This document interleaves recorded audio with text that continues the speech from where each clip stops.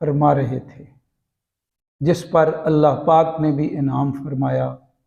اور آپ نے بھی انعام فرمایا۔ کیا فرما رہے تھے؟ کہ اپنی بیوی کو روکے رکھو، رشتہ ازدواج کو برقرار رکھو، اسے ختم نہ کرو اور اللہ کا تقوی اختیار کرو۔ اس سے پہلے جو آیت مبارکہ ہے، ہم گزشتہ سبق میں یہ دہرا چکے ہیں کہ جو شروع کی آیات ہیں سورہ مبارکہ کی، سورۃ الاحزاب کی شروع کی جو آیات ہیں، ان آیات میں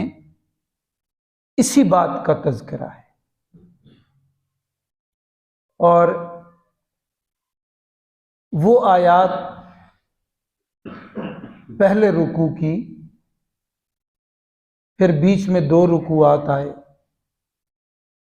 وہ آیات پہلے نازل ہوئیں غزوہ احزاب سے، پھر غزوہ احزاب کے بعد یہ 2 رکوع نازل ہوئے، پھر اب یہ مضمون آ رہا ہے۔ ان کا آپس میں نزول کے اعتبار سے بھی ربط ہے، اور وہ یہ ہے کہ غزوہ احزاب والے سال میں ہی یہ سارا واقعہ بھی ہوا ہے، یعنی زیادہ معتبر قول کے مطابق ہجرت کے 5ویں سال کی یہ ساری باتیں ہیں۔ مہینوں کا فرق لکھا گیا ہے، سفر کا مہینہ اور ذی قعدہ کا مہینہ، یہ فرق لکھا گیا ہے، باقی یہ سال وہی ہے، یعنی ہجرت کا 5واں سال۔ تو گزشتہ سبق کی جو آخری آیت تھی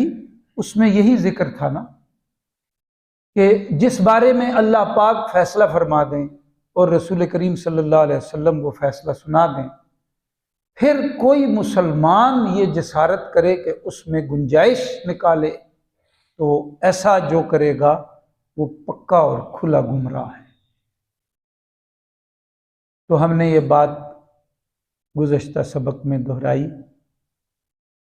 کہ حضور نبی کریم صلی اللہ علیہ وسلم نے حضرت زید بن حارثہ کو جب ان کے والد صاحب پہنچ گئے لینے کے لیے،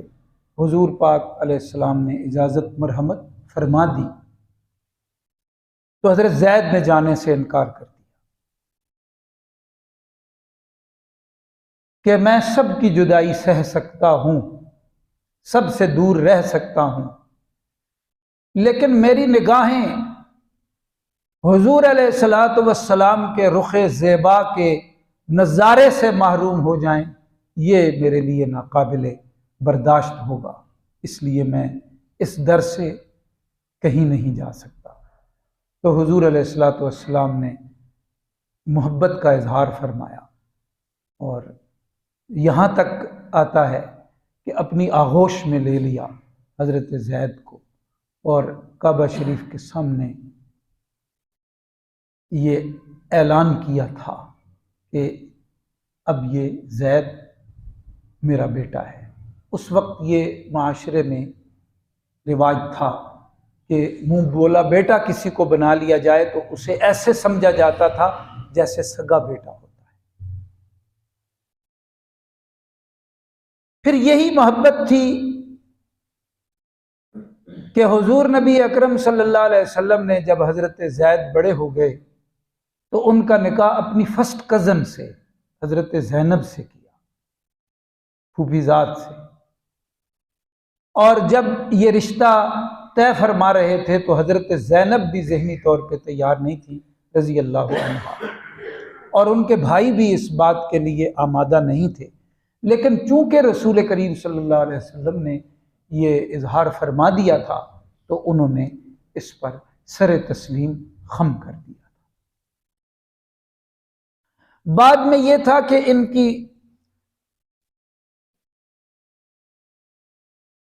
نبھنے والی صورت نہیں بن رہی تھی،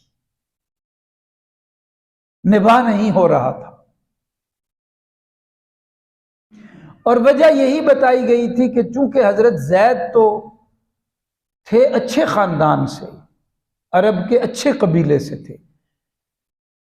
لیکن یہاں مکہ شریف میں ان کی جو پہچان ہوئی وہ ایک غلام کی ہوئی تھی، تو انہیں غلام سمجھا جاتا تھا۔ پھر نبی اکرم صلی اللہ علیہ وسلم نے انہیں آزاد کیا اور متبنہ بنا لیا، منہ بولا بیٹا۔ اب لوگ بھی زید بن محمد کہتے تھے صلی اللہ علیہ وسلم۔ پھر بعد میں آیات نازل ہوئیں کہ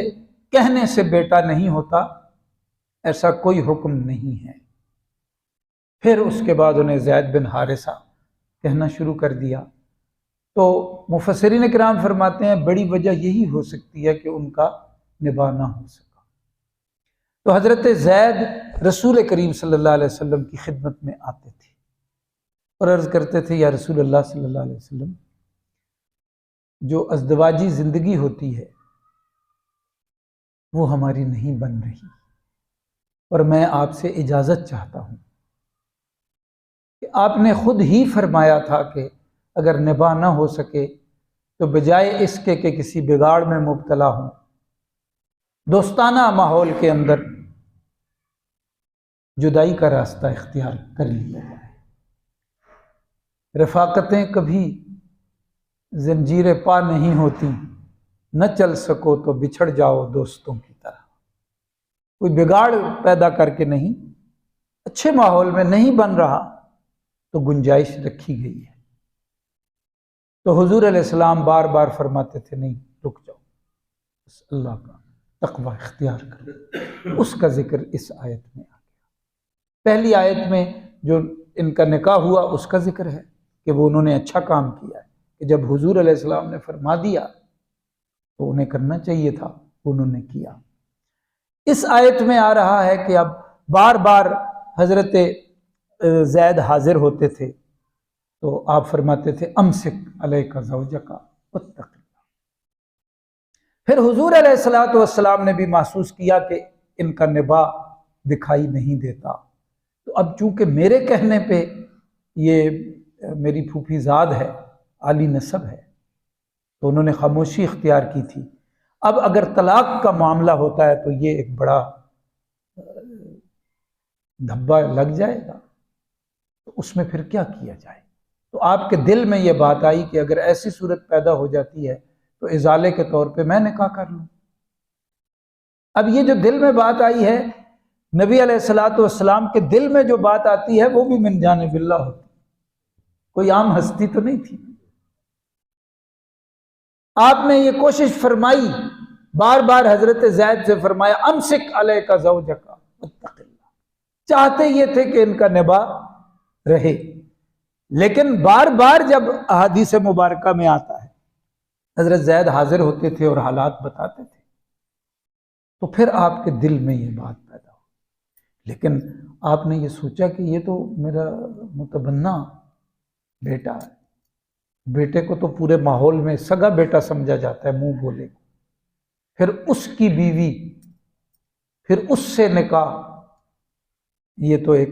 ہنگامہ بپا ہو جائے گا۔ اس کا ذکر یہاں اللہ پاک نے فرمایا وَتُخْفِي فِي نَفْسِكَ مَا اللَّهُ مُبْدِيهِ، وہ بات جس کو آپ دل میں چھپا رہے تھے اللہ پاک نے اس کو کھول دیا، اللہ پاک کھولنے والے تھے۔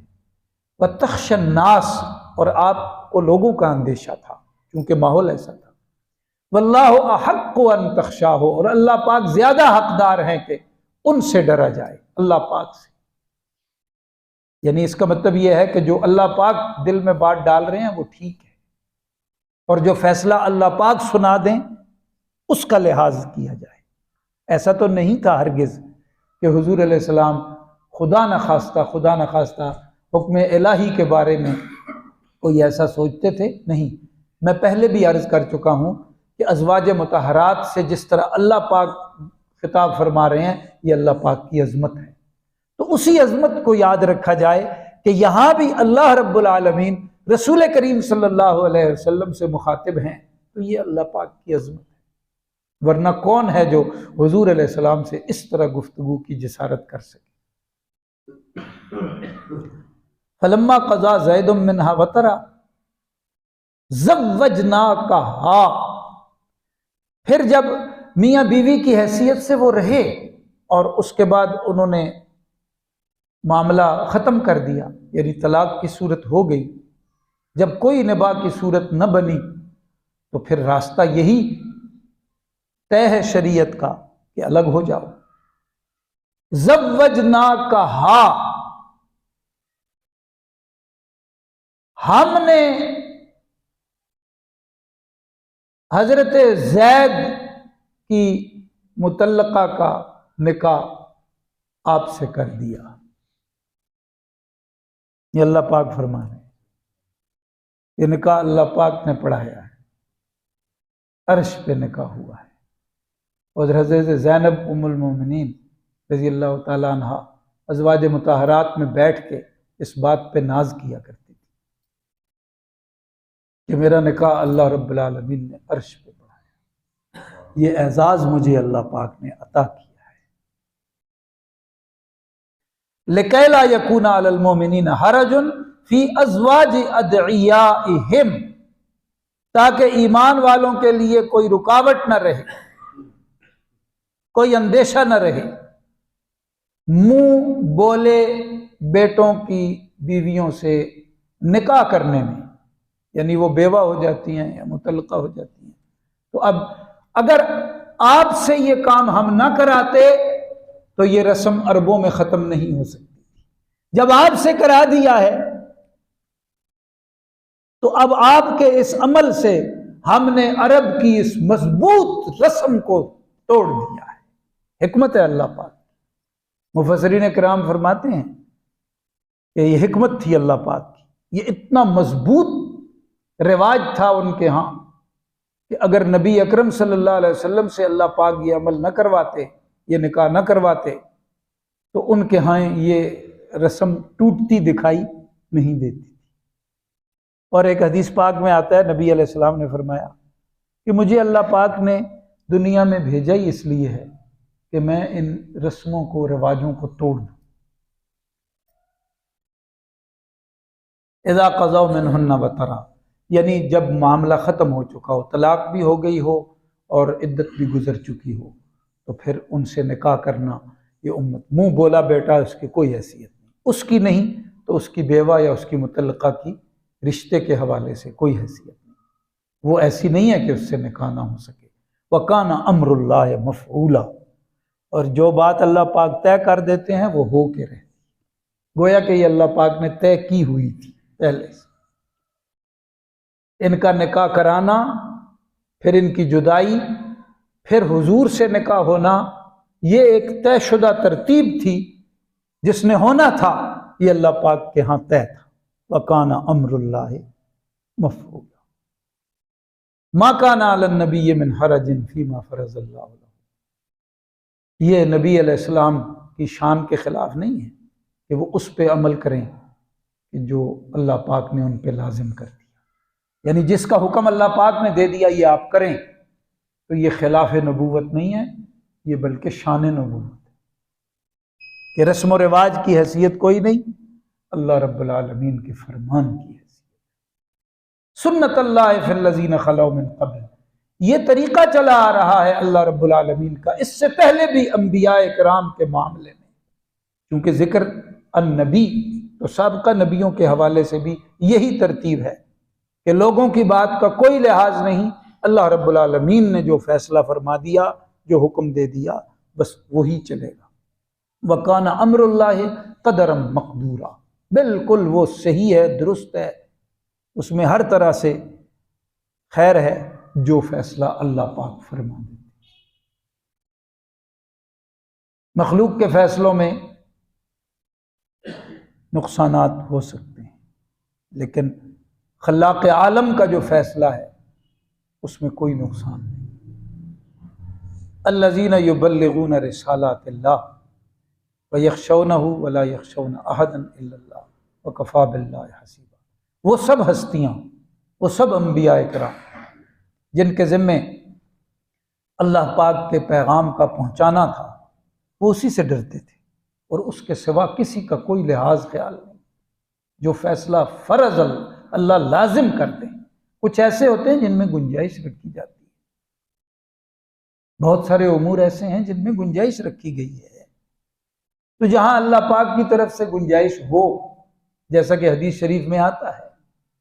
کہ کچھ باتیں ایسی ہیں جن میں گنجائش رکھی جاتی ہے۔ آپ نے ایک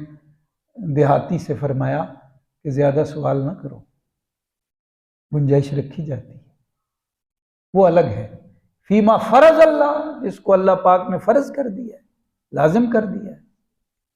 حتمی فیصلہ دے دیا ہے، بس اس میں پھر یہ ہے کہ انبیاء کی شان یہ ہوتی ہے کہ وہ اللہ تعالیٰ سے ڈرتے ہیں، اللہ تعالیٰ کے سوا کسی سے نہیں ڈرتے، کوئی لحاظ نہیں۔ وَكَفَى بِاللَّهِ حَسِيبًا، ظاہر بات ہے حساب بھی کس کو دینا ہے؟ اگر دنیا والے کسی انسان کو، کسی فرد کو دینا ہوتا پھر تو چلے، اس کا لحاظ رکھا جاتا۔ جب حساب اللہ پاک کو دینا ہے تو پھر ڈرنا بھی کس سے ہے؟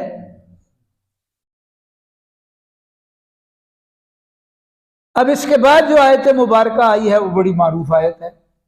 ما کان محمد ابا احد من رجالکم۔ اب سیاق سباق جو ہے وہ بتا رہا ہے کہ حضور علیہ السلام کے بارے میں فرمایا تم میں سے، تم مسلمانوں میں سے، تم مردوں میں سے کسی کے والد نہیں ہیں، جو بچے تھے وہ تو چھوٹے فوت ہو گئے، تو حضرت زید کے والد نہیں ہیں، ان کی جو اصل پہچان ہے وہ اللہ کے رسول ہیں اور خاتم النبیین ہیں، تو منہ بولے بیٹے کی کوئی حیثیت نہیں۔ یہاں ایک بات آخر میں سمجھ لیں، حضور علیہ السلام نے بیٹا بنایا، دل میں یہ بات آئی، دل میں بات بھی آئی تو اللہ پاک نے ڈالی تھی نا، ما ینطق عن الہویٰ ان ہوا الا وحی یوحیٰ، لیکن آپ کی جو اپنی چاہت تھی اس کے مطابق تو آپ نے بیٹا بنا لیا۔ آپ نے نکاح بھی اپنے خاندان کی ایک معزز لڑکی سے کرا دیا، اور آپ چاہتے تھے کہ یہ آباد رہیں،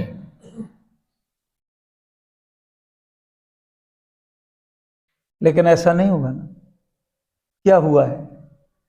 جو اللہ پاک نے وَكَانَ أَمْرُ اللَّهِ مَفْعُولًا، تو ہوتا وہ ہے جو، تو فرمایا یہ انبیاء کی شان کے خلاف نہیں ہے یہ بات، یہ اختیار ہی اللہ پاک کا ہے۔ مَا كَانَ عَلَى النَّبِيِّ مِنْ حَرَجٍ، یہ بات فرمائی کہ یہ یہاں سے یہ باتیں نہ اٹھانا شروع کر دینا کہ یہ تو خلاف شان ہے، نہیں، یہ شان کے مطابق ہے، تمہیں پتہ چل جائے کہ منشا کس کی چلتی ہے؟ اللہ رب العالمین کی۔ حضور علیہ السلام شہد کا استعمال فرماتے تھے، اور پھر کسی وقت آپ نے محسوس کیا کہ اس کی مہک سی آتی ہے، اور فرمایا آئندہ نہیں کھانا، بس اب آئندہ شہد نہیں استعمال کرنا۔ تو اللہ پاک نے فرمایا آپ کو یہ اختیار کس نے دیا ہے؟ یا ایھا النبی لما تحرم ما احل اللہ لک، مرضی کس کی؟ تو یہاں بتا دیا کہ حضور علیہ السلام بھی اللہ کی مرضی کے پابند ہیں، یہ ان کی شان ہے، حکم پہ چلتے ہیں، تو تم بھی حکم پہ چلو گے تو تم محمدی بنو گے، اپنی مرضی لاؤ گے نہ تمہارا جوڑ حضور علیہ السلام سے ہو سکے گا نہ اللہ پاک سے ہو سکے گا۔ درود شریف پڑھیں۔